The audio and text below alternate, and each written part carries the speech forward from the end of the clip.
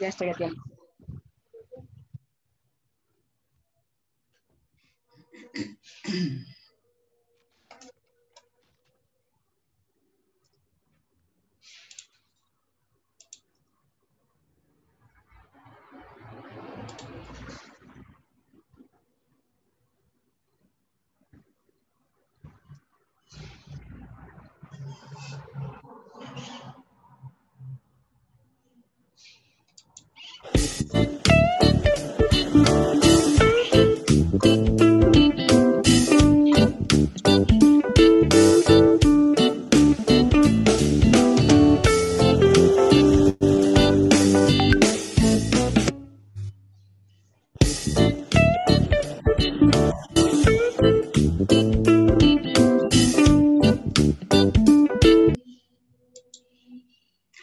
Hola, ¿cómo están? Buenas tardes. Bienvenidos a este programa Conversaciones frente al mar que se transmite cada martes y jueves a través de Facebook Live de periódico El Costanero. Gracias al auspicio del restaurante Isla de la Fruta, un paraíso de sabor en Salinas. Toda la mejor gastronomía en un solo lugar. Desayunos, platos a la carta y sus inigualables ensaladas de fruta, jugos, batidos y mucho más. Recuerden, Rafael de la Cuadra, entre Malecón y Calle Segunda, está Restaurante Isla de las Frutas en Salinas. Así que esta transmisión, pues precisamente se hace desde Salinas, Santa Elena. Y aquí estamos en esta tarde de martes 2 de marzo. Ya estamos en el tercer mes del año. Un mes muy, muy importante para el mundo, o al menos para nosotros. En Ecuador empezamos prácticamente en este mes. Empezamos esto que se denominó la pandemia del COVID-19. Y bueno, esta tarde vamos a conversar con Glender Torres Prado. Ella es licenciada en Hotelería y Turismo, especialista en turismo naranja. Ella pues es docente en varias universidades de Guayaquil, en las cátedras de proyectos turísticos, destinos turísticos, operación turística, técnicas de guianza. Ha sido y es formadora en hospitalidad, turismo cultural, proyectos turísticos, turismo sostenible y operación turística. Ha trabajado en agencias de viajes haciendo operación turística en el Ecuador. También es evaluadora en el Sistema Nacional de Competencias Laborales para la FENACAPTUR. Ha realizado consultorías internacionales como coordinadora de proyectos, directora de proyectos de estudio, gestora cultural, creadora de productos turísticos patrimoniales. Se ha desempeñado en trabajos para el Ministerio de Turismo como formadora y en recorridos turísticos especializados. Es especialista en recorridos patrimoniales, desempeñándose en el Ministerio Coordinador de Patrimonio INPC y el Ministerio de Turismo. Con el Ministerio de Turismo, el Ministerio de Cultura y Patrimonio ha realizado producción del programa radial Primicias, Arte, Cultura y Turismo. En el año 2020 fue transmitido vía online. Es mediadora cultural para el MCIP. Con ella vamos a conversar esta tarde sobre turismo naranja, sostenible y generador de desarrollo cultural, económico y social. Muchísimas gracias, Glender. Bueno, es un currículum bastante extenso, de ahí he resumido, tiene muchas cosas más. Sin embargo, Glender, gracias por aceptar esta invitación. Ahí hemos dado pues una idea de que vamos a hablar con una especialista en el tema. ¿Cómo está? Muy buenas tardes. Gracias por la invitación y de verdad es una gran alegría para mí el poder compartir esta tarde entre amigos. Digo entre amigos porque seguramente se han de ir juntando personas y van también a ser parte de este conversatorio. Así es, mi querida Lender. Y bueno, precisamente como lo mencionaba al inicio de esta conversación, este mes es bastante especial. Este mes es un mes bastante especial, al menos para Ecuador, porque es el tiempo en el que nosotros ya empezamos a vivir esa fuerza con la que ya llegó el virus. Y bueno, nos puso en el confinamiento, nos llenó y nos inundó de mucha... no solamente tristeza, sino también el de no saber qué era lo que iba a pasar y cuál iba a ser nuestro destino de ahí para adelante. Eso hizo que nosotros tengamos que primero mirar lo que pasaba, atónitos, perder mucha gente, amigas, conocidos. En esos meses de marzo y abril fueron los meses más duros en esta etapa.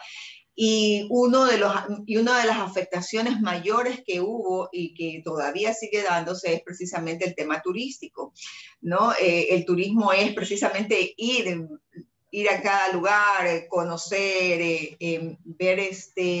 conocer otros destinos, saborear su comida, llevarse un recuerdo, conocerse con otras personas. Y eso quedó ahí, quedó cerrado entre las paredes de cada hogar, de cada casa, con todas las implicaciones que eso tiene, ¿no? Cuéntanos un poco, Lender, primero, ¿qué ha sido de este tiempo, durante el tiempo de la pandemia en el año 2020, por ejemplo, y qué es lo que has venido haciendo antes de llegar al tema del turismo, en específico del turismo naranja? Bueno, creo que como a todos, el 2020 nos tomó como una gran sorpresa y nos hizo cambiar muchas cosas. Realmente siempre la palabra crisis significa cambio. Nunca uno regresa igual, tiene que regresar mejor. Y en este caso, pues ha sido una gran lección de vida. Y una de las cosas que pasó en el momento de que más aún todavía en mi trabajo, que es mucho el contacto con las personas, el decir, vamos a un confinamiento, a estar cuidados, es verdad, quédate en casa, pero el asunto es cuando una industria como el turismo es de movimiento de un lado para otro, pues el quedarse en casa era como que, ¿cómo nos reinventamos? Entonces, a mí me tocó muchísimo, es también como siempre digo a la gente, eh, hubo que invertir en lo que uno decía, me falta tiempo a los cursos, a los seminarios, a nuevos proyectos, a contactos con otros países para poder generar nuevas herramientas de ayuda. Y eso tocó. Yo al principio dije, bueno, me voy a meter a este curso o a este taller o conseguir esta beca, pero ¿valdrá realmente el hacerlo? Y me corregí enseguida porque me dije claramente, a ver, no nos podemos quedar así, sin hacer nada y solos. Es más aún, es un buen tiempo para invertir en lo que a veces es difícil tenerlo por la falta de tiempo. Y así empezó este camino a lo nuevo, a lo fuerte, porque tampoco podemos evitar el tema. Fue el mes de marzo, fue un mes muy fuerte, más aún cuando se perdió grandes personas, amistades, conocidos, y más aún todavía el sentirse uno impotente, porque cuando pasó el terremoto, si recuerda usted, en el año 2016, el Ecuador se movió y muchos se juntaron para ir a los sitios a ayudar a las personas que sufrieron muchas pérdidas. Aquí no podías moverte para ayudar a las personas necesitadas o al ser querido porque estabas muy limitado. Entonces también había un tiempo de saber, con las herramientas que tienes a la mano, poder generar también ayuda al otro. O sea, creo que es un tiempo en el cual creo que cuando venga ya el no pandemia, el cubreboca, tenemos que salir mejor de esto, definitivamente, porque creo que ha sido un llamado a atención al mundo entero, a la solidaridad, al vivir bien, porque creo que el mundo estábamos viviendo mal. Y alguien me dijo en estos días, pero mira todo lo que ha salido, mira todas estas cosas hasta monstruosas que está pasando.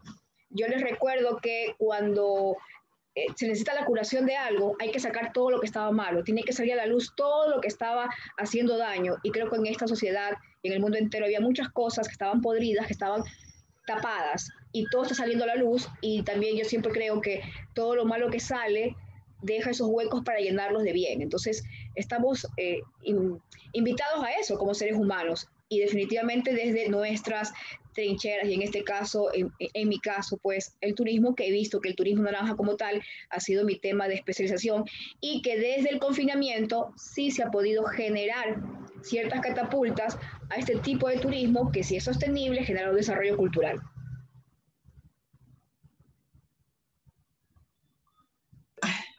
Efectivamente, Lender, hay algunas cosas que realmente esta pandemia devela, ¿no? Y sobre todo el hecho también de que esa seguridad y certeza que siempre hemos tenido, de que lo sabemos todo, que la experiencia nos ha dado mucho, nos dio también ahí un golpe en su momento para despertar y decir, no te sabes todo, no estás en todo, tienes que empezar otra vez, tienes que desaprender y volver a aprender. Y tienes que volver y tienes que mirar que hay cosas que son nuevas, que nunca las habíamos visto, porque siempre dejábamos de lado, decíamos, no, la tecnología no es lo mío, yo máximo el teléfono, máximo ahí por ahí el computador para escribir, pero realmente no, y la parte del Internet que siempre habíamos dicho que es toda la ventana abierta al mundo, con las posibilidades de encontrar todo lo que querramos de la mejor manera. O sea, si quieres algo bueno, encuentras algo bueno. Si quieres algo malo, vas a encontrar algo malo, pero la idea es de qué es lo que queremos encontrar nosotros, ¿verdad? Entonces, yo recuerdo de ti precisamente a esa persona súper trabajadora en el ámbito del turismo y sobre todo en el turismo religioso, ¿no? Muy enfocada en darle apertura a este tema del turismo religioso, porque nuestro país igualmente es un país que tiene mucho que ofrecer en ese ámbito. Y bueno, por ahí se crearon muchos temas relacionados. Me recuerdo también que dentro de toda esa inquietud que siempre tienes tú en torno al tema del turismo, me queda todavía la duda de saber si lo implementaste o no. Era este recorrido por los diferentes lugares y en donde las personas ya tú sabías exactamente dónde se tenía que tomar esa foto que es la que todo el mundo quiere. Porque uno va a un lugar, ya sabe que quiere tomarse una foto en tal lugar, pero se la toma y no es la misma, ¿no? Entonces, tú incluso hiciste, creo, una investigación, trabajaste en eso para poder lograr que la gente cuando vaya y visite esos sitios emblemáticos de la ciudad, ya sea en Guayaquil o en, no sé si que lo tienes para otro lado, pero era también incluso eso que yo sí he visto en otros lugares donde ya está señalizado. Entonces la gente se le dice, aquí es tu mejor foto. Entonces, cuéntanos un poquito antes de seguir hacia lo otro, porque me parece que también es interesante. Sí, ese tema que justo usted está mencionando en estos momentos, por pandemia no se lo hizo a nivel físico, pero ya se habló con diferentes frentes, porque yo siempre le digo a las personas, es siempre necesario la voluntad política. En este sentido, pues el que está a cargo en ciertos sitios que de él ejecútese para un proyecto. Y este de aquí fue justamente como resultado de una investigación en el cual valió mucho también el que yo siempre digo, para hablar de un tema, a mí me gusta estudiarlo. Y yo también estudié mis primeros pasos en fotografía, tuve una pequeña exposición. Es decir, justo si hablo de un tema es porque lo he vivido, lo he estudiado para poderlo ejecutar. Entonces, una de las cosas que a mí me llama mucho la atención a nivel mundial es que uno siempre quiere el recuerdo postal del lugar donde está.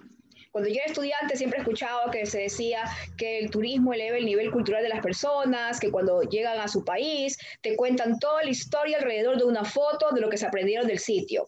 Entonces, qué mejor hoy en día que tenemos ya no esperar llegar al país para sacar la fotografía, sino que te lo subes en Instagram, en una red social, con un hashtag especial, pero muchas veces no hay quien te diga alrededor, oye, la foto es de este lado, o también le he involucrado a este proyecto no solo la foto de que te tome a alguien, sino el selfie especial, porque a nivel mundial también ha salido, por ejemplo, el día especial del selfie en el museo. Entonces yo dije, ¿por qué no también el día especial del selfie en el viaje? Porque hoy en día mucha gente viaja sola. Es verdad que se viaja en grupo, pero también se viaja sola o a pesar de estar en el grupo, no hay quien te tome la foto en grupo como tal.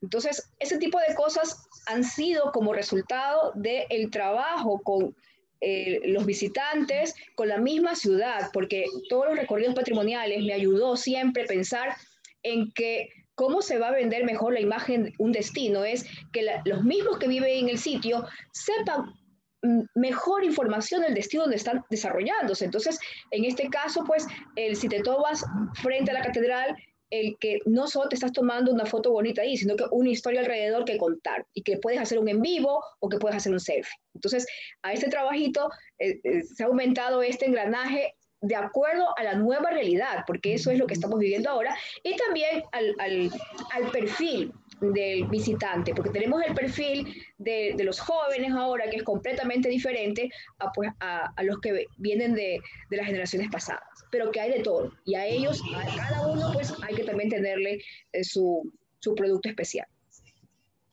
Así es, totalmente de acuerdo. Y bueno, el tema de la selfie es algo que tiene que haberse incorporado y también pues los en vivos, que eso es pues ahora algo que todos de alguna manera hacen. Yo todavía no me preparo para hacer los en vivo, hacer los videos, las notas de video, estas cortitas, pero es interesante precisamente que eso vaya desde un estudio, ¿no? Tú viniste haciendo el tema también del turismo, como te decía, religioso, entraste un poco al tema del turismo a nivel de estos recorridos que se hicieron en el cementerio, ¿no? En la parte patrimonial, estando ahí pues Parcival Castro, haciendo también la parte guión de alguna forma, ¿no? Y me parece muy bueno porque de alguna forma lo que se da a conocer es que en el país, en las ciudades, en los diferentes lugares, hay una fuerza importantísima de recursos, ¿no? De recursos que están allí y que lo que únicamente falta es un poco eso de lo que tú dices, ser un poquito más curiosos, ingresar a los medios que se tienen en este momento como herramientas tecnológicas y empezar a investigar. Nos falta ser un poco curiosos y acuciosos y sobre todo determinar qué es lo que queremos. Entonces, siempre se habla de un país rico en muchos recursos naturales, rico en mucha parte, en la parte arquitectónica, en la antropología, pero no hemos visto que aún se termine de engranar todo. Y ahora, aparte de que se hagan los recorridos y que se visiten lugares, están también, pues, como tú bien mencionabas, la industria turística. Es una industria que tiene por todos lados, tiene a sus asociados, a la gente que trabaja para ella y que es parte de este engranaje. Dentro de eso, ¿tú cómo has ido viendo que ha evolucionado, se ha detenido, involuciona la posibilidad de empezar a acceder a esa nueva ola, ¿no? Esto es el tiempo de la innovación. Es el tiempo de la innovación donde entra pues el turismo naranja, el turismo activo, que es un tema que no se ha tratado mucho aquí, que sin embargo tiene que ver con las zonas rurales, y que es un tema que en este momento es como que fuerte, ¿no? Porque es el que más oportunidades, digamos así, tiene para la gente que visita algún tipo de destino. Están por ahí, bueno, ya vamos a ir hablando un poco de eso, pero antes, coméntame, ¿tú cómo ves esto que está sucediendo en la actualidad? ¿Ha avanzado, se ha detenido o ha involucionado? Bueno, la pandemia creo que a todos nos ha movido para poder hacer una reinvención de todo lo que estaba dándose como tal. Se ha hablado hace mucho tiempo atrás, tal vez creo que hubo un despiste de decir que el turismo iba a cambiar. Y yo lo empecé a ver, hubo un periodista que me dijo, usted se adelantó al tiempo, lo que estamos viviendo hoy en día, usted ya lo estaba haciendo hace 5 o 6 años atrás, 6 años atrás. Cuando lo escuché a él, me hizo dar cuenta de que de una forma u otra sí es verdad. Por ejemplo, en el mismo turismo naranja, yo me he estado especializando ahora, pero yo he trabajado siempre en él. Lo que estoy es teniendo claro cuál es mi mayor potencia, cuál es mi mayor fortaleza. Porque, como usted mencionó hace unos momentos, que hacía los recorridos patrimoniales, que estaba en el turismo religioso, que estaba con lo que es también la parte productiva artística. Entonces, eso enfoca realmente a lo que es el turismo naranja. Hoy en día, la UNESCO ha hecho diferentes tipos de estudios, ha llamado a entendidos a nivel mundial, ha creado laboratorios del turismo, porque lamentablemente por mucho tiempo el turismo se lo hablaba como muy concepto, más la palabra sostenible, por más que se la decía a cada momento, no se estaba tan claro como industria. Y hoy en día ya es tiempo de que se lo vea como esa industria, es decir, es esa que une empresas que se interrelacionan unas a otras para dar trabajo. Entonces, no es que ha evolucionado, yo creo que la pandemia a esta industria la está centrando es a una nueva realidad que ya se venía a venir. Ejemplo claro, por ejemplo, en las líneas aéreas, a las agencias de viaje, ya la ganancia que se tenía de hace muchos años atrás ya no era la misma. Se podía comprar por medio de plataformas digitales los boletos, ya no eran los libretines, sino los e-tickets. Es decir, ya el turismo como tal, como industria, les estaba gritando, hay que cambiar ciertas cosas, hay que reinventarse.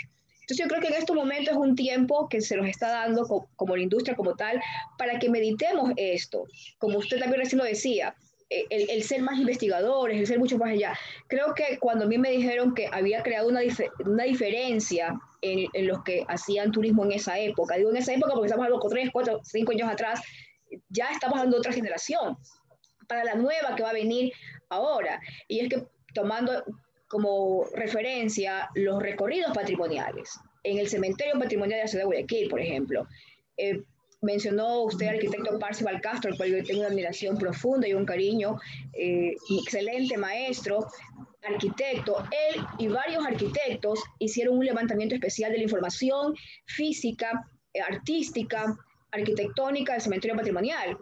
Pero en mi caso necesitaba que no simplemente un guión, porque tenía que hacer una diferencia. ¿Qué es lo que iba a hacer? No simplemente como un guía turístico, sino que un productor de un producto patrimonial cultural. Entonces ahí entró pues una nueva reinvención, que utilicé realmente el conocimiento científico alrededor de los maestros, pero una investigación privada en la cual hice un levantamiento especial del patrimonio, tanto material como inmaterial. Es decir, empecé a ver las lápidas, los versos, lo que podía ser canciones y me encontré con patrimonio sonoro que estaba ahí dormidito y que no lo habían movido y que nadie hablaba de ello. Entonces hice mis recorridos especiales basados en el turismo naranja y con un nombre especial. Es decir, mientras la voluntad política decía sí se puede hacer turismo funerario en el cementerio patrimonial, se crearon las rutas y se inauguraron en el 2011, en la cual fui parte del equipo,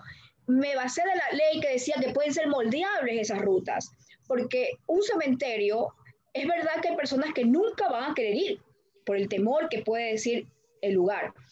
Pero si no lo muestras como un cementerio, un lugar tétrico, terrible o de tristeza, sino que un lugar donde te vas a encontrar con un amor maravilloso, pues creo una ruta que se llama la Ruta del Amor Eterno y la Ruta de la Eternidad, que es basada en toda la historia alrededor de los monumentos que han sido realizados como homenaje póstumo de amor a un ser maravilloso que se encuentra en el cementerio patrimonial. Sea este una ama de casa, o sea el prócer de independencia, o sea esta persona, alguien que creó una canción o un verso.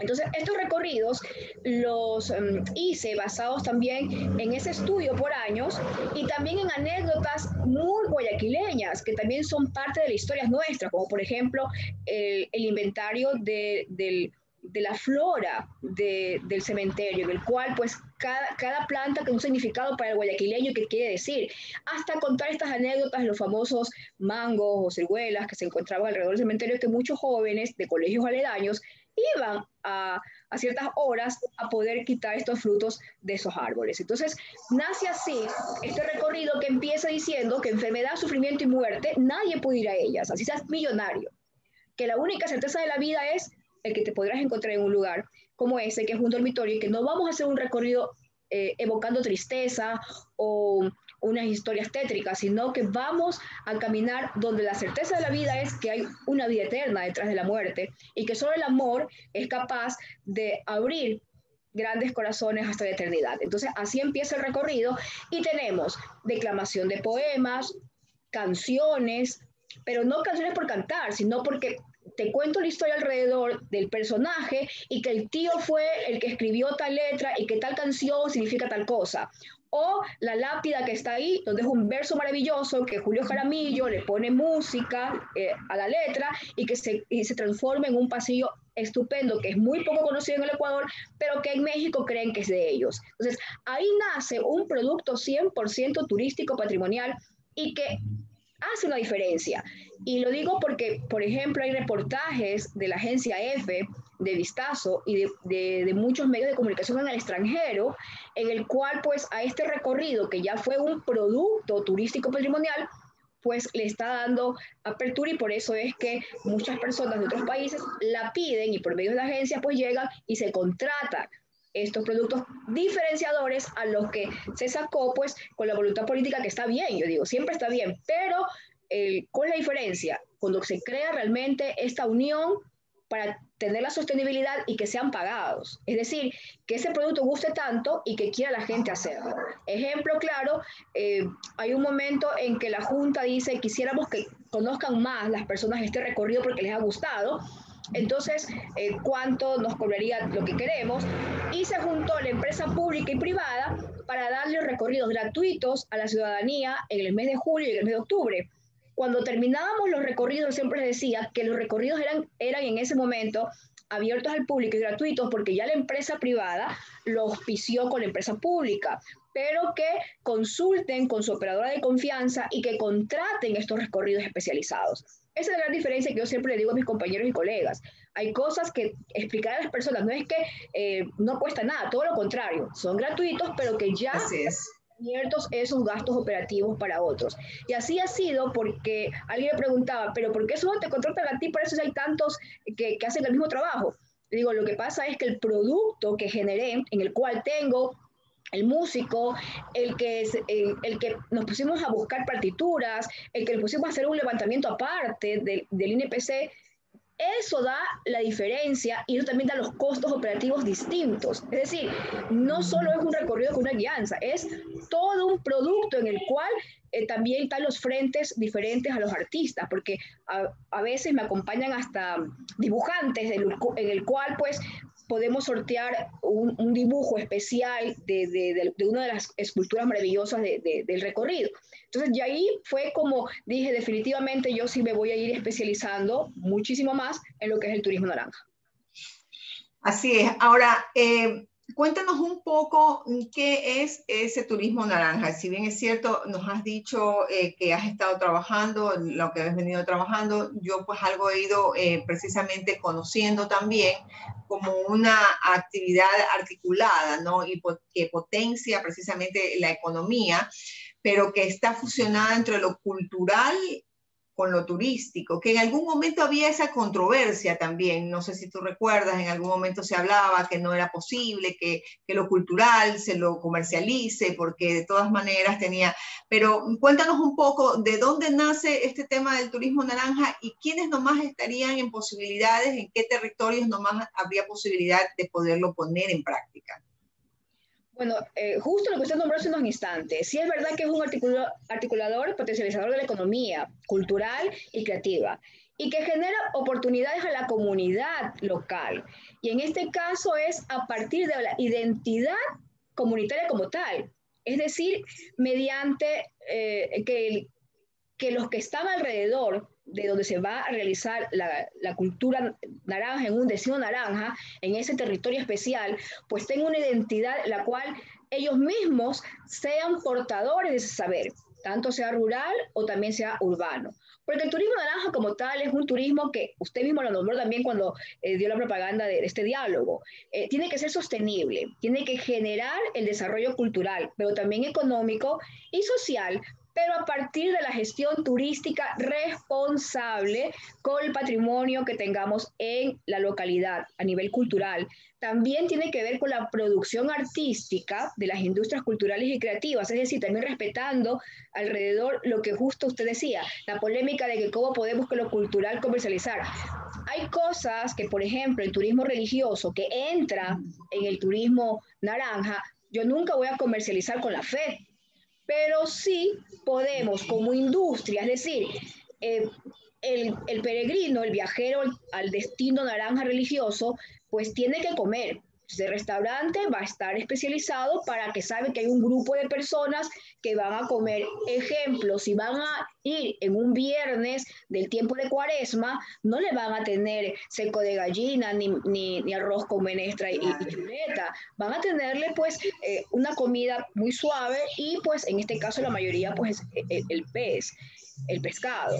Entonces, la fanesca, las humitas. Entonces, ya cada sitio va a saber cómo tratar a su visitante. Entonces, yo cuando dije que me estaba especializando en turismo naranja es porque yo ya venía trabajando, porque dice que en el turismo naranja entra también muchas palabras en el cual pues se trabajaba con patrimonio. Por ejemplo, en el turismo naranja hay que estar atento al patrimonio inmaterial, a salvaguardar este patrimonio, a tomar en cuenta las amenazas y riesgos de la visita, y eso en turismo lo vemos como capacidad de carga. También hay que tener un inventario, la sensibilización para el destino, tener en cuenta que siempre hay que respetar la comunidad. Si la comunidad no quiere hacer turismo naranja, hacer turismo en la localidad, hay que respetar y no hacerlo.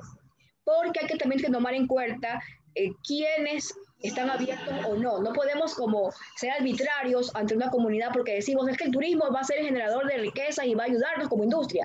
Si la comunidad no quiere, no quiere, y en ese sentido hay que respetar muchísimo a todos los lugares. Y me gusta muchísimo también el turismo naranja porque tiene que ver con el patrimonio inmaterial, el cual he trabajado por mucho tiempo en los recorridos patrimoniales. A mí siempre me gustaba mucho de mis guiones, son resultado de investigación, de conversaciones con personas de muchos años atrás. Es más, yo estoy escribiendo un libro que se llama Mi papá me contaba que su papá le decía. Entonces, este libro es basado importantes que tengo dentro de mi trabajo, es basado en guiones tomando en cuenta como mi papá me empezaba a decir, ¿sabías tú que mi papi hizo esto, esto, esto? Porque mi abuelito era de la SUAY y venía desde muy pequeño a la ciudad de Guayaquil porque tenía el tío rico en la ciudad que siempre decía que venga el niño, entonces era el niño timbrador de los carritos urbanos, era el niño que miraba las calles que en ese momento eran brazos de estero, y todo eso en su memoria lo iba contando a su hijo pequeño, y ese hijo pequeño me iba contando a mí.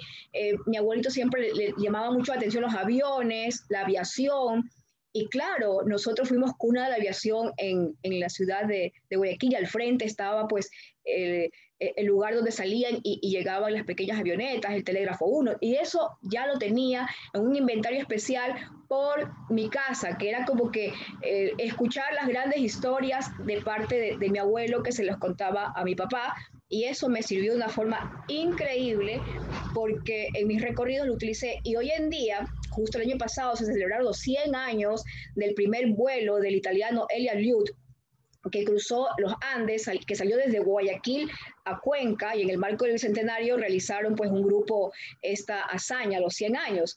Y yo justo cuando me dijeron ellos, ¿sabes tú tal? Me quisieron como contar un poco la historia, y yo de una dije, yo la sé, yo me crié escuchando esa historia, lo que hice fue empatar todo lo que me decían y hacían, y cuando investigué y me dan nuevos libros, era tal cual esa memoria fantástica, que yo digo, ¿a quién también heredé esa memoria? Porque también tengo así como que voy cantando como una esponja, ha sido de mi abuelo, que se lo transmitió a mi padre, y mi padre tal cual, y por eso es que sí estoy escribiendo esas memorias que le pueden servir a muchas personas, porque ha sido un engranaje, y a esto pues le aumento lo que yo he ido confirmando de que mi abuelo me decía. Entonces, la palabra para el salvaguardar todas estas cosas, estas expresiones, estos significados orales de generación en generación, pues las defiendo porque las viví, las estoy viviendo, y me ha servido como instrumento para poder también llevar a objetivos, en este caso, los productos turísticos, patrimoniales, culturales que se ha ido dando. Y también como anécdota, todo el mundo me dice, ahora tú solo úsalo como los sombreros y todo. En el turismo naranja entra también lo que es las fibras naturales, y nuestro sombrero de paja toquilla pues ha sido reconocido por la UNESCO. Ya este año vamos a cumplir 9 años de la declaratoria de Patrimonio Cultural Inmaterial al tejido del sombrero de paja toquilla.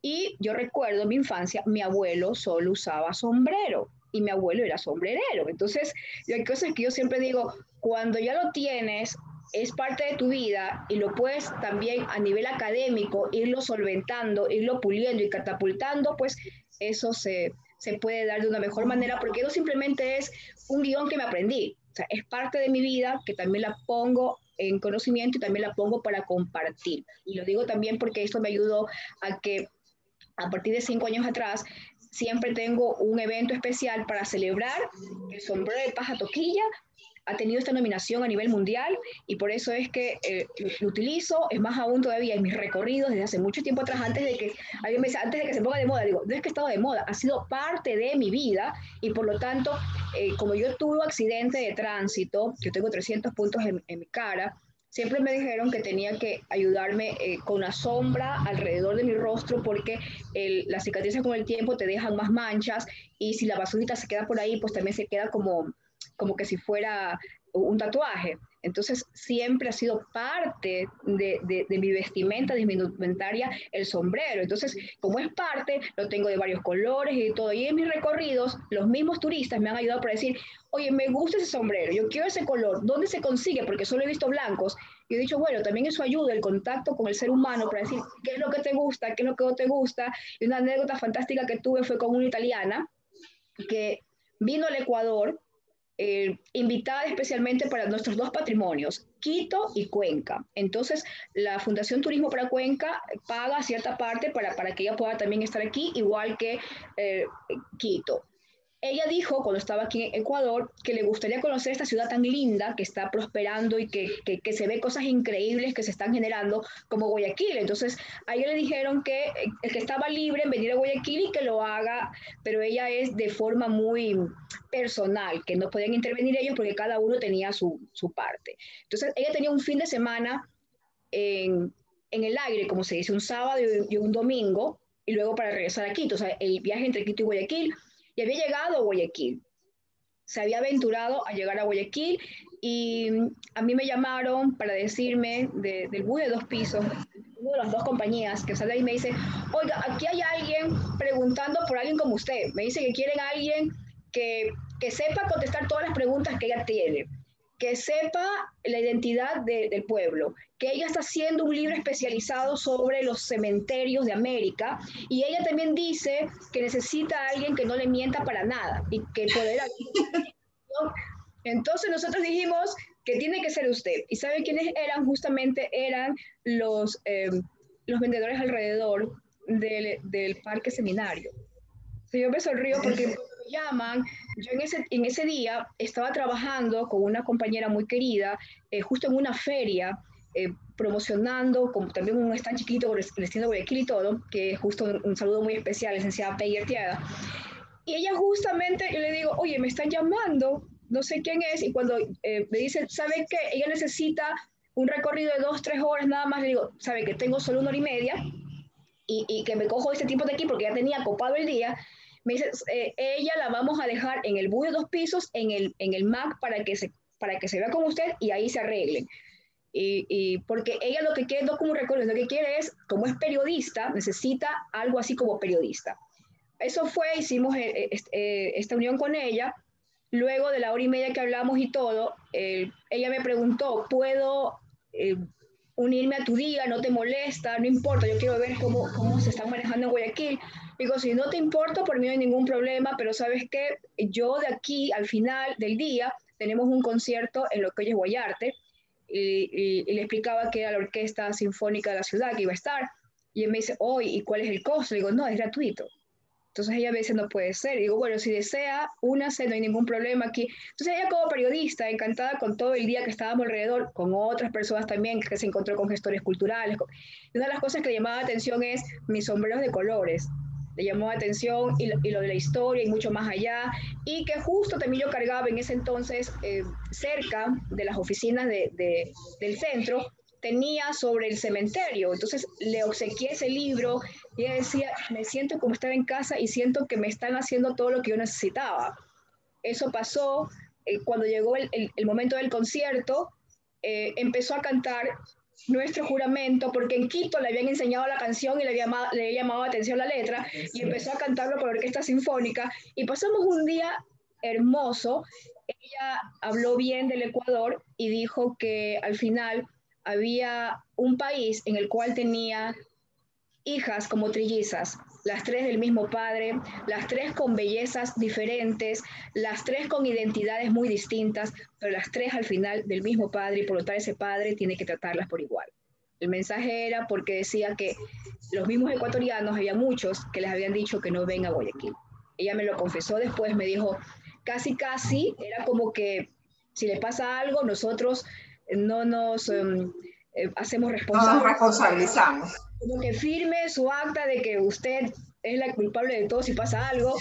Al final, ella lo que decía es, qué lindo país tienen, trabajen ustedes como personas, únanse, porque ya me doy cuenta que son tres mundos distintos, pero de los tres, ella me dijo, la única persona que habló tan lindo de Quito, hablaba maravillas de Cuenca, era una guayaquileña, cuando de Quito y Cuenca no me decían que venga a esta ciudad y usted me dijo que tenía que regresar al Ecuador. No me decía ni siquiera regresa a Guayaquil, sino que regresa al Ecuador. Entonces, este mensaje a mí me gustó muchísimo porque dije, tenemos que trabajar de verdad como ecuatorianos.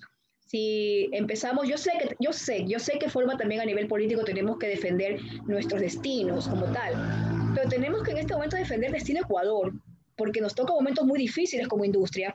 Todos los destinos a nivel mundial van a querer ser visitados después de esta pandemia. ¿Y cuál nos va a diferenciar? Pues que vamos a tener cosas maravillosas, nuestros patrimonios que son únicos. Tenemos patrimonios naturales, culturales, y a ellos tenemos que seguir potencializando y trabajando mucho con la seguridad y con nuestra gente. Nuestra gente es buena, nuestra verdadera gente es buena. Entonces hay que cuidar de ellos y cuidar nuestros patrimonios. Y lo digo esto al final porque ella en el aeropuerto me manda una foto con un sombrero rosado para irse justamente a su país y se me sonríe, me dice, encontré lo que tanto me gustó de ti. De todos mis sombreros, ella le había encantado, es verdad, ese día yo cargaba un sombrero rosado que ella nunca había visto en otra parte, lo había visto en Guayaquil, conmigo. Entonces, ahí fue cuando ella misma me hizo dar cuenta de que nosotros podemos hablar de la pluriculturalidad, de la plurietnia, de que el sombrero de paja toquilla, pero si no lo usamos nosotros mismos, si no valoramos nosotros mismos estos patrimonios que reactivan una cadena productiva desde el comunero, desde el que siembra, hasta el Ministerio de Agricultura tiene que ver con esto, porque justo una de las comuneras me decía, Lender, se está defendiendo el sombrero de paja toquilla, pero la siembra, ¿qué pasa con los que siembran la toquilla como tal? La toquilla, ahorita materia prima casi no hay mucho. Entonces ahí también tenemos que detonar esto, porque cuando hablamos que el turismo activa las economías, pues vienen los diferentes frentes, pero también tenemos que nosotros conocer cuáles son estos frentes.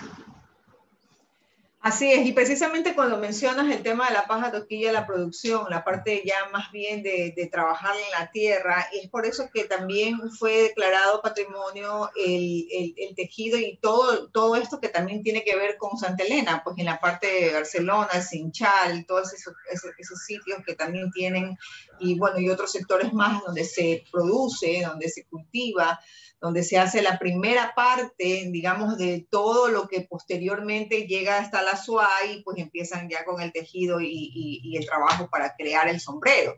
Pero en Santa Elena precisamente es donde se encuentra, desde donde sale, ¿no? Desde donde sale la materia prima, y es desde donde también se necesita trabajar. Y bueno, de allí, de ese sector, se va para Montecristi, se va para el lado también de la SUAY. Entonces, yo creo que es necesario, y de hecho yo creo que, bueno, se hizo un recorrido, que ese recorrido lo hizo Ricardo Camacho, acá en Santa Elena, lo hizo para precisamente crear esta ruta de reconocimiento y de que la gente pueda turísticamente apreciar desde la cuna hasta la elaboración y final producto de lo que es el sombrero de paja toquilla, y sobre todo que todos los ecuatorianos podamos defender nuestro producto, que termine. Yo me acuerdo que un año después de que había pasado ya la declaratoria de patrimonio y todo esto, en el aeropuerto yo me encontraba y habían unas cajas grandes de sombreros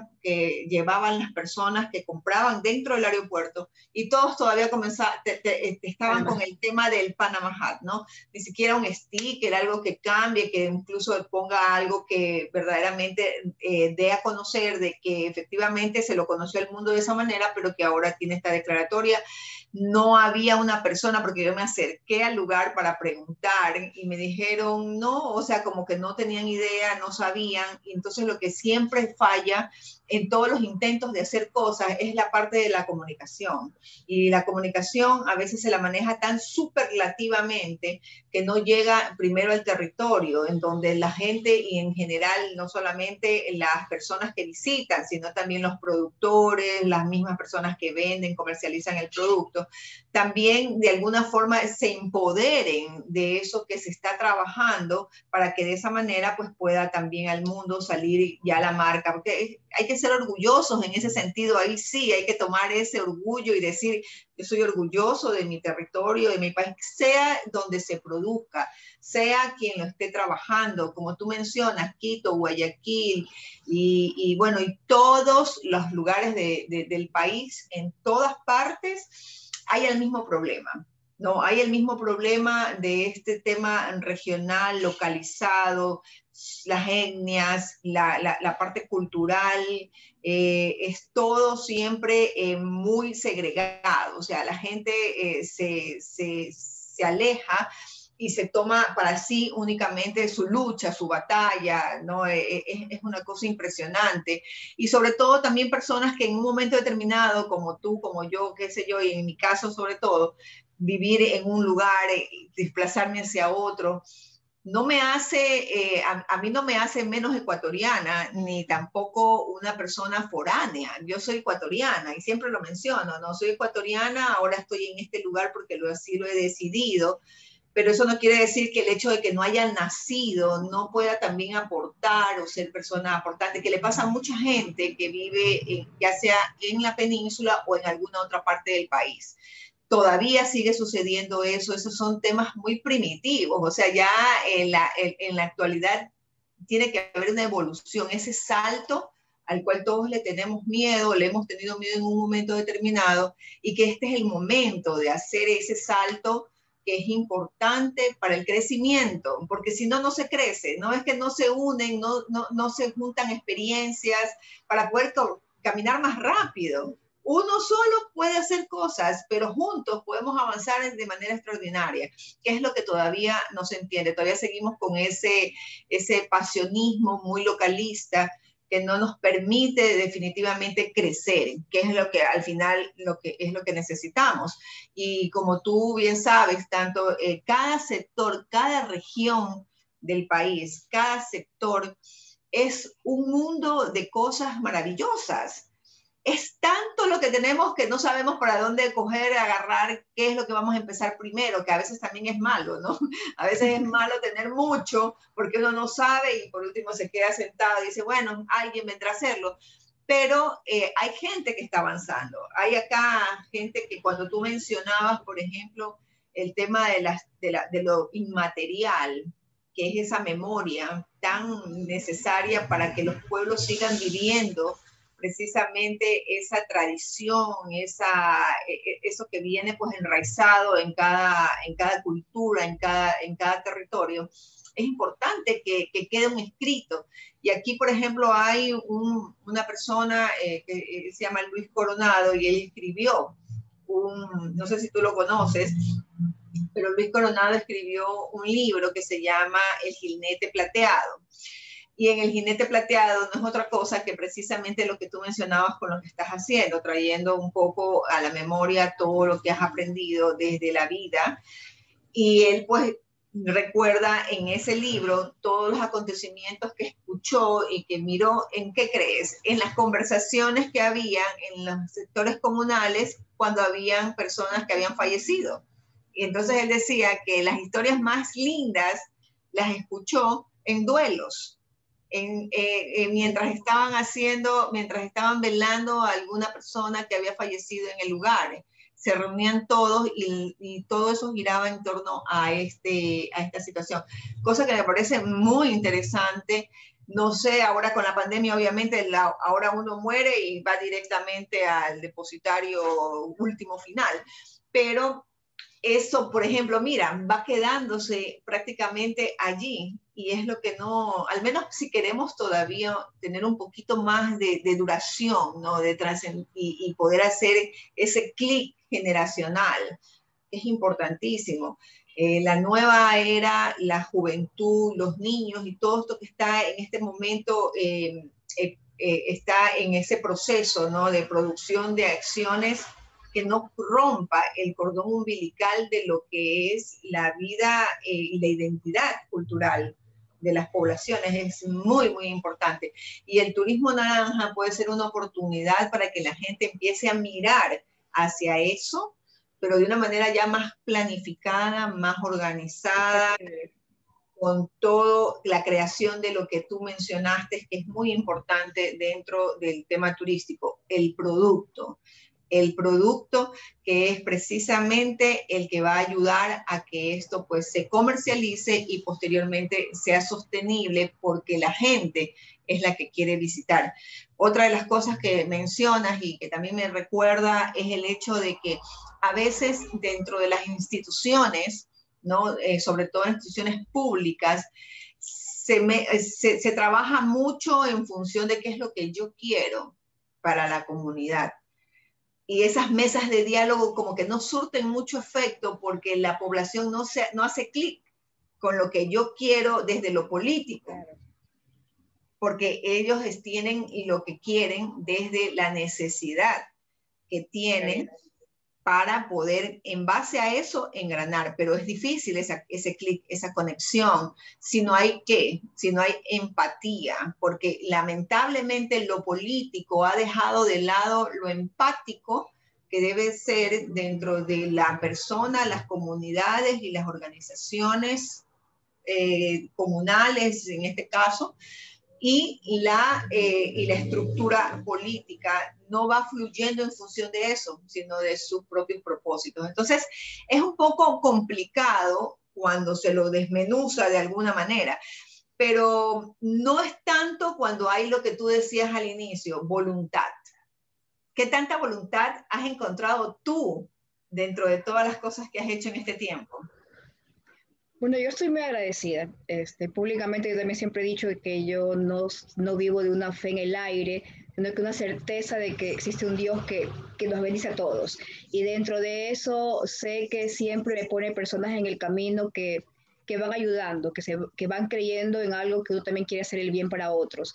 Y ejemplo claro es que en este tiempo de pandemia he podido sacar productos especializados, que he podido también ser parte de coordinación de proyectos culturales para hacerlo una plataforma de imagen turística para la ciudad. Ejemplo claro es que de los diferentes frentes, como la coordinación cultural de, por ejemplo, de San Francisco, para que la Orquesta Sinfónica de la ciudad toque un 4 de octubre en la iglesia de San Francisco, el cual pues es el día del patrono a nivel mundial de la ecología y de los franciscanos como tal, pero que se hable de una ciudad a nivel mundial con un hashtag, decir pues nace este lindo homenaje a la vida como tal desde una ciudad en la cual yo no quiero seguir escuchando la triste historia de Guayaquil, sino que esa historia de que sí hemos pasado ataques de piratas, pandemias, porque no es la única, pero hemos resurgido desde nuestra gente, nuestros frentes, pero trabajando, y que esos trabajos sean pues generadores de un bien de común. Luego también he podido participar en gestión de una exposición que se hizo en el Museo Nani Isaías, que ellos tienen pues los nacimientos de la época colonial, pero ¿qué sucede con los artesanos nuestros que no podían hacer una exposición en ferias, que era muy natural en Guayaquil tener las ferias artesanales para diciembre? Entonces, parte de las artes están las artesanías. Entonces, como gestora cultural dentro de lo que es también el turismo naranja, pues canalizar estos dos frentes para tener una exposición de esta forma en el museo, y así se sacó este año, pues, en parte de, imagínense usted, desde la colonia, como patrimonio cultural nuestro, que lo tenemos con el Museo de Isaías, y en la actualidad con nuestros artistas, artesanos, que tenían ya una plataforma no de las artesanías en las carpas fuera, porque no había cómo hacer, pero sí dentro de un museo, el cual la prensa le tomara fotografía y los visitantes en un sitio completamente bioseguro, decirles, saben que el trabajo de nuestros ecuatorianos aquí está presente, si quieren un regalo muy bonito y que no sea repetido en otra parte, único, aquí lo tienen, y vayan, y en los museos no venden, pero sí le dicen el artista o quién es para que lo contacten y puedan consumir. Entonces, para mí significó una gran alegría como gestora cultural y gestora turística y especialidad de turismo naranja, el poder unir estos frentes para poder reactivar estas microeconomías, porque el artesano solito no podía ir decir yo quiero poner esto aquí, o el otro decir cómo hago este producto. Entonces, generar un producto nuevo y diferente, pero para ello también hicimos contacto con algo que que siempre lo tenía. El mercado artesanal en mis recorridos cuando era guía, a los 15, 16 años, 20, siempre uno de los lugares que era sitio para ir era el mercado artesanal de Guayaquil, en el cual se les dejaba media hora, 45 minutos libres a los turistas para que den vueltas por el mercado y compren artesanías de todas las provincias del país. Entonces, ¿qué sucede en un tiempo de pandemia en el cual los artesanos no tienen esta facilidad de comunicación, pero que también entra en lo que es el turismo naranja? Pues hicimos un acercamiento con el mercado artesanal de Guayaquil y creamos juntos también, porque los he invitado en mis eventos anteriores, para pasarelas del sombrero de paja toquilla, para que la gente lo compre como regalo y que lo utilice y sepa qué es lo que... Entonces, este año, con el MAG, porque así le han puesto el nombre ahora, MAG, Museo Artesanal, perdón, Mercado Artesanal de Guayaquil, con este MAG... Ah, ya, este es el MAG. No Museo de Mercado, se hizo en la pasarela de sombrero de paja toquilla, y el evento no fue un solo día, porque el 5 es la declaratoria, fue 4, 5 y 6. Y el 6 hubo el sorteo del sombrero. Por eso que yo les envío un saludo muy especial con los artesanos. Por ejemplo, en el mercado artesanal de Guayaquil existe la cuarta generación de artesanos, como el señor Quille, que le mando un saludo, de sombreros de paja toquilla. Los sombreros pintados hoy en día, pues está con otros locales que se están dando muchísimo también en el mercado artesanal. Pues ahí está Solange, que es una de las que creyó en mis productos, en mis trabajos a nivel cultural, y fue una de las primeras en que me facilitó sombreros para la pasarela en uno de los primeros eventos que tuve con el sombrero de paja toquilla. Entonces, por ejemplo, hoy, aquí a mis espaldas, vemos una colección privada de sombreros, la cual es parte de, y que muchos, yo siempre digo, en un trabajo de grupo, a veces yo invertía las propinas en un sombrero bonito para comprarle al artesano, para que sienta de que no me vienes a invadir y no me compras nada, todo lo contrario, vienes, hablas de mi producto, y por eso es que utilizo el aretito, el sombrero como tal, el bolsito como tal. No es solo de palabra, es que yo también me siento muy querida por el artesano, porque sabe que me he preocupado como identidad del lugar, no simplemente ir, aprovecharme de ellos, sino que saber que nosotros nos necesitamos unos a otros. Y por eso, pues hoy en día también me da mucho gusto que los señores del mercado artesanal de Guayaquil están trabajando también para ello. Y también un saludo muy especial al embajador turístico del Ecuador, que es de Cuenca, y Cuenca ha sido declarada la capital mundial de la artesanía.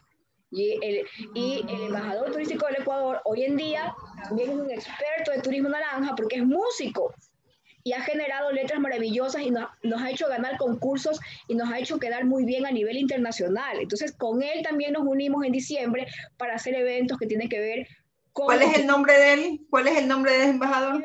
Diego Zamora. Le voy a dejar también su teléfono después para que también tengan ustedes algún contacto, como le digo, porque es más, en Cuenca, en el Bicentenario, él creó una canción muy hermosa y el video es maravilloso, en el cual pues es la puerta de ingreso del evento que tuvimos el 4 de diciembre, justamente homenajeando al sombrero de paja toquilla, no como un homenaje de palabras, sino reactivando y contándole a la gente con todos los frentes, con el aval del INPC, con la academia, con el artesano. Doña Erlinda estuvo ahí, estuvo la presidenta del mercado artesanal, estuvimos todos los frentes para decir, por este lado, si nos unimos, podemos seguir generando pues uniones buenas, sostenibles, porque ese es el caso. Así es. Y nos valió muchísimo que salimos de plataformas como el de DISA, que es pues una unión que se tuvo pues, con lo que es el embajador turístico del país. Excelente, Lender, una excelente conversación. Realmente he estado muy contenta. Ya estamos prácticamente culminando esta conversación y antes de irnos quiero por favor saludar. Gracias por estar aquí. Hemos estado pues realmente con Lender muy revisando y viendo todo esto que realmente es necesario para poder generar economías dentro de todo lo que está ocurriendo en estos últimos tiempos. Y bueno, voy a saludar a Mabel Moncayo, Viviana Cuesta, Tigrero, Annemari Valde dice saludos a mi amiga Olga Guerra y Lender Torres, con quien compartí ratos muy agradables en el bar La Paleta, en el Cerro Santana de Guayaquil. Dice cariñosos y grandes saludos. Ay, gracias, Annemari, que nos está mirando desde Chile. Y Viviana Cuesta dice, en un velorio conoces mucha gente, hasta familiares que solo oíste hablar de ellos. Y la relación con estas personas hace que aprendas de su forma de vida y costumbres. Efectivamente, bueno, a veces la gente finalmente se encuentra al final de la vida de alguien y entonces es parte de lo que trae, bueno, en este caso con lo que comentaba de Luis Coronado, pues él sacó todo un libro de precisamente todo el conocimiento que creó a partir de ello. Laura Gajardo también nos está mirando. Bueno, muchísimas gracias, como te digo, Lender, gracias por haber compartido con nosotros esta tarde una conversación tan necesaria para decir una vez más que las cosas para hacer están allí, que efectivamente estamos en confinamiento, que todo es difícil, que todo es duro, que todo es una situación que no la sabemos manejar, que aún ya ha pasado un año, ya estamos entrando al mes donde precisamente se generó toda esta situación dentro del país. Sin embargo, seguimos diciendo que está difícil, ¿no? Seguimos diciendo que está duro y va a seguir, porque eso también es otra cosa, no es algo que se va a terminar mañana, va a continuar de aquí a este año, a lo mejor el próximo, y no podemos quedarnos sentados esperando a ver cuándo pasa, porque eso sería una pérdida de tiempo irreparable también, ya que la idea es que, como bien mencionabas tú, tenemos que salir fortalecidos, pero para salir fortalecidos hay que nutrirse, no hay que dejarse morir, entonces hay que nutrirse y en el caso de lo que se está hablando es precisamente con conocimiento y las herramientas están allí. El tiempo que antes no teníamos, los tenemos aquí. Entonces ya no salimos de farra, ya no es el viernes que todos esperábamos para salir a la farra, o a lo mejor hay unas personas que sí se dedican a hacerlo, pero sin embargo, quienes están queriendo hacer algo diferente y que verdaderamente esto se constituya en un antes y un después en la vida de nuestro país y de nosotros mismos, entonces es importante nutrirse de eso, de conocimiento. Así que muchísimas gracias una vez más y a todos ustedes por habernos seguido esta tarde junto con Lender Torres. En la próxima conversación, igual de interesante que la que hemos tenido con ella, será pues el día jueves a las 5 de la tarde, donde vamos a hablar un poco de eso que es otra de las cosas que no nos preocupamos mucho, los seguros y la medicina que es tan necesaria y lo que tiene que ver con la parte médica tan necesaria, sobre todo en tiempos de COVID. Muchísimas gracias y a todos, pues hasta la próxima edición de Conversaciones Frente al Mar. Chao, Lender. Gracias, Dios lo bendiga.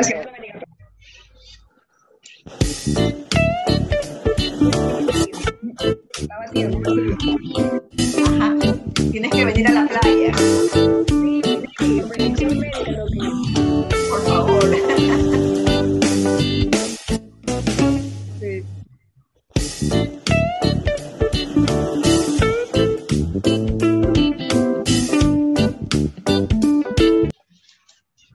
Hasta el próximo jueves. Adiós.